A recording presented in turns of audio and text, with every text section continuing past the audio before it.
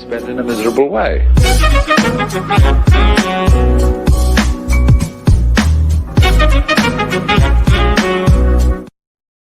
As Pelosi applauds Trump, the internet sees a clapback. The New York Times.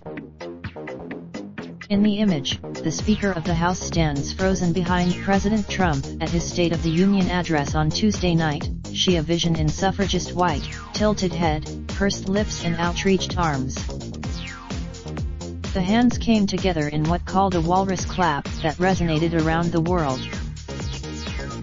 In the image, captured by Doug Mills of the New York Times, and in other pool video footage, the internet saw acres of shade dispensed by a skilled politician firmly in control, Speaker Nancy Pelosi, and social media users turned Ms. Pelosi's wordless gesture into a viral meme.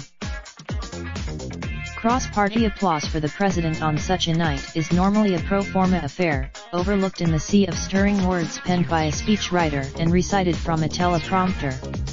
And to find a similar, this time, the House Speaker's wordless gesture almost stole the spotlight on an important night for a president seeking to deliver to millions of viewers his delayed speech, a speech she previously blocked.